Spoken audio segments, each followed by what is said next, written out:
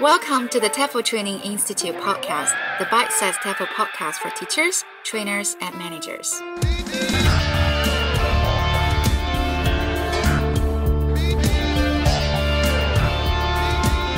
Hello, everyone. Hi, everyone. And today we have two special guests to our podcast. They are Mr. and Mrs. Thorburn. AKA, to me, Mum and Dad. Hi, Ross and Tracy. Hello. So we thought it would be interesting to interview you because you both spent your entire careers in teaching. I think now a lot of the teachers that we work with maybe only stay in teaching for a year and then leave to go and do something else. I've also seen statistics elsewhere that say in the whole world, 50% of teachers quit the profession of teaching within 5 years of joining. So I'd be really interested to hear from you guys what it was like to spend your entire careers as teachers. Exactly. Do you want to tell us quickly what subjects did you teach and how long did you teach them for? I taught chemistry and science in the one school for 36 years. And I taught German with some French in a high school for 3 years, then had quite a long career break for bringing up my family. You did a good job, by the way. Yes, and you're the living proof of that. I went back to teaching and got into support for learning, which I did for about 10 years. As usual, we've got 3 questions. The first one. How did you motivate yourself to stay enthusiastic and positive about teaching over the years? Number 2, how did the teacher training and development change over the years? And number 3, what advice do you have for younger teachers now coming into teaching about working with older teachers?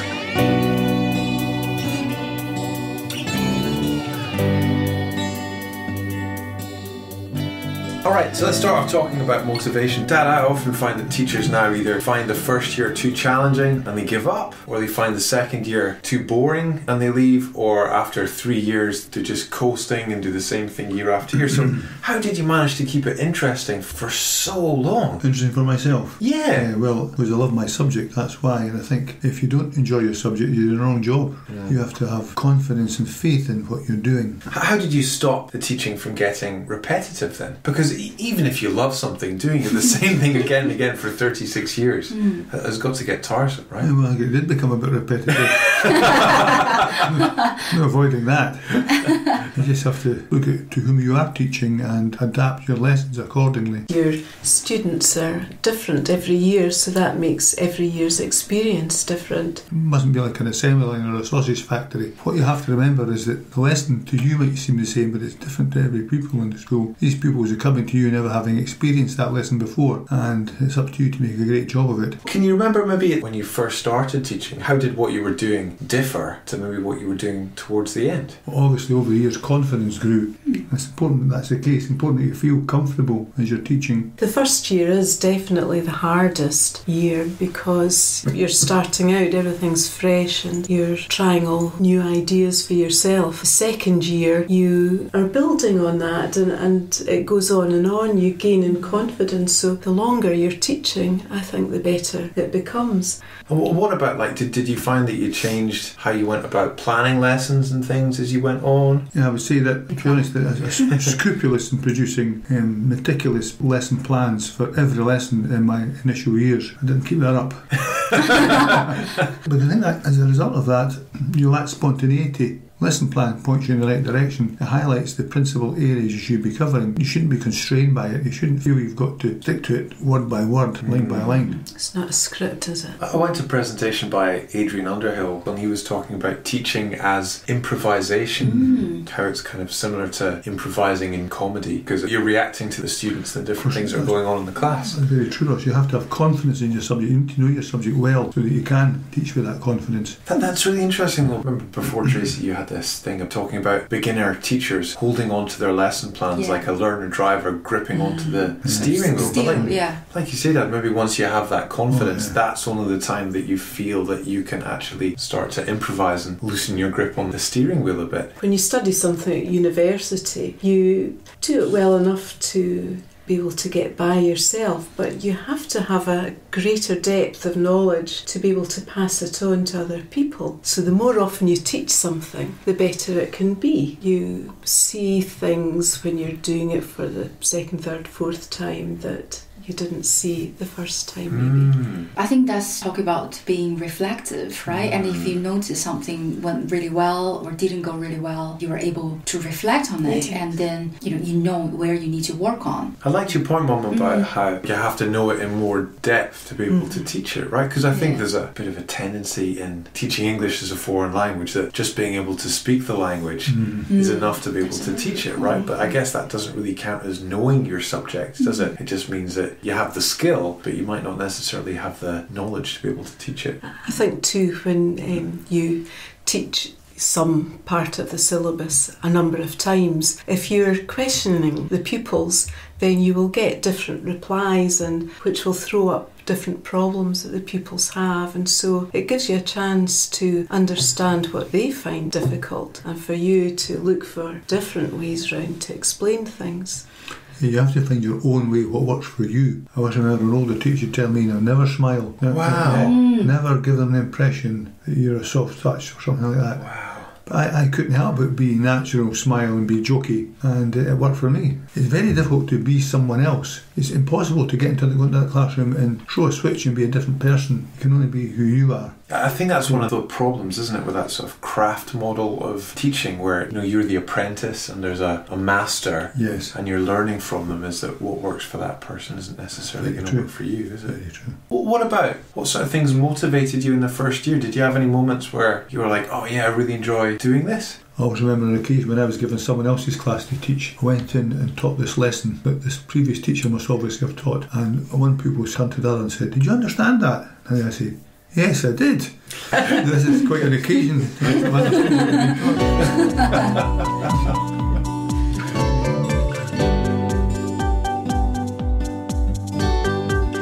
When I became a teacher, I had a 1-month teacher training course. When you guys became teachers, it was a whole year, right, after university. What was that teacher training experience like, and how much did it prepare you? Well, for me it was like learning to drive. It was absolutely horrible. But yes, I didn't really enjoy the teacher training very much at all, because I just felt so much a learner, and we just attended lots of lectures and heard a lot of theory, and there wasn't much opportunity to put it into practice because we were all very concerned about discipline. So you've got a class of 30 kids who maybe don't want to learn French or German or whatever, and you have to try and motivate them and control them. So how do you do that? We didn't get any help with that, really. I was expecting us to go, oh well, look at how things have changed, but actually I think on a lot of teacher training courses now there's still not very much actually on classroom management and motivation. And I always think those are kind of like the first hurdle you have to overcome, right? Because if they're not interested or they're not listening, then it doesn't matter what you do after that, does it? You're not going to get very far. My recollection was that it was all about imparting information, facts in the classroom. Whereas you want to put a good lesson across, you've got to grab the interest of the students. And latterly in my career, I would maybe open the lesson with a statement that would be thought-provoking. For example, one of my early lessons to a young class, I would say, "Kids, I'm going to show you something amazing. Switch on the light." To them that was nothing, but when you think about it, electrical light is phenomenal. And that's the sort of thing you need to do to wake up a class to your lesson. So what about, you mentioned that the big gap being learning how to motivate the students and manage behaviour. If that wasn't part of your training, how did you learn to do all that stuff? I suppose it was just getting in there and seeing what worked and what didn't. I think as a teacher, you really are an actor or actress. For example, I'm normally a shy person, but when you're standing up in front of 30 kids, you've got to be a different sort of person. You can't be shy and retiring and inspire pupils. Are there any people you can remember observing their classes then from all that time ago, and you remember I picked this thing up from this guy? Well, I remember prowling around the department at lunchtime when everyone else was on a break, looking at what was on their boards and copy down some of their ideas. People don't always want to have someone in their classroom. No, personally, I never liked being observed. I wasn't myself, I wasn't natural. People would observe me, wouldn't have seen the real me. Observation paradox. What things did you find helped you to get better the most? I think what helped me improve to some extent was getting on well with the children and the students. And thinking about your own experiences of pupil at school. I'm sure we can all remember teachers who were pleasant and easy to talk to and so on, but there were always those ones whom you would never speak to. You didn't want to be one of those yourself. But for me, it was always about letting the pupils know I was there to help them, literally first thing in the morning till last thing at night, lunch break, morning interval, you name it. And of course, if you build up this rapport with your pupils or your students, it really pays off in the long run. I think a sense of humour goes a long way as well. Yes, true. I think if you make yourself likeable to your pupils, then they appreciate that and they give back in return. I think when we started out too, we weren't that much older than the eldest That's true. pupils we were teaching. Like an older brother or Yes, sister. yes, Some older Well, brothers. yeah. Was at the end you'd be maybe more like the grandparents. eh? Absolutely, yes. Definitely.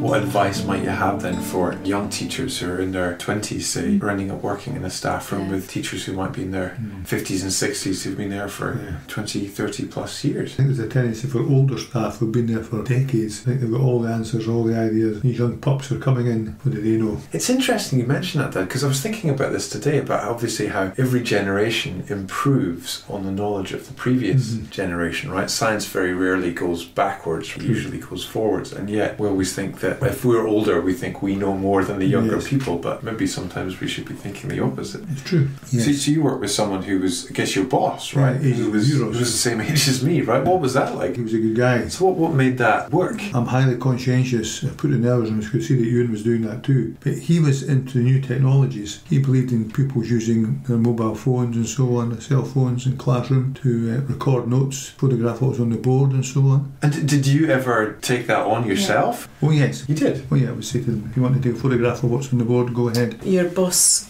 Gordon, he was such a nice person and it was a good partnership, and you were able to pass on the benefits of experience to Ewan, and he was able to show how some of the modern methods and technologies were quite pertinent to your subject. Having the True. trust, be honest, be nice to people, and then everything will be working. Yeah. Did you see big changes that happened over that 4 decades then that you were teaching? Obviously the technology changed, not just the pupils with their phones, but the smart board technology. My line was always, in a classroom, the best thing is a smart teacher, not a smart board.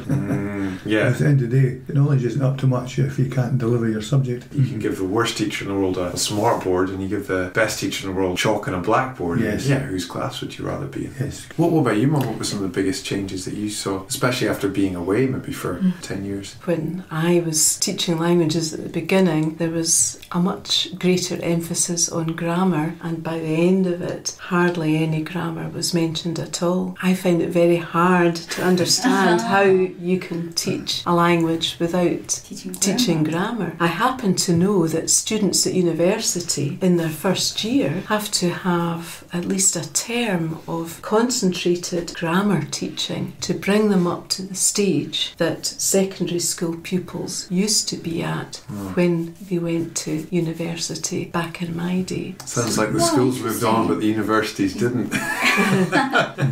It's partly because the grammar of English isn't taught to pupils in schools that they find it quite hard to tackle the learning of another language. I always study English as a foreign language. So from day one, I study English, and I have to know, how to put the sentence together. But I kind of forgot actually the students in the UK, and they're learning English as their first language. Of course, they won't put a lot of efforts on the grammar, but it's kind of affect how they learn a new language. Yeah, it's sort of like if you learn your third language, it's easier because you've already learned your second language, so you kind of know how it goes together.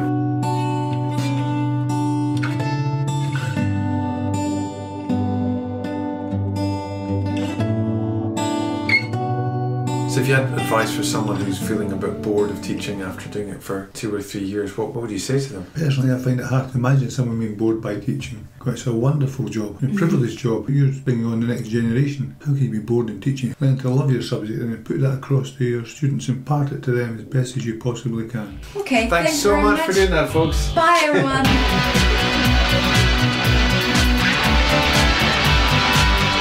For more podcasts, videos, and blogs, visit our website www.teachinglanguage.com.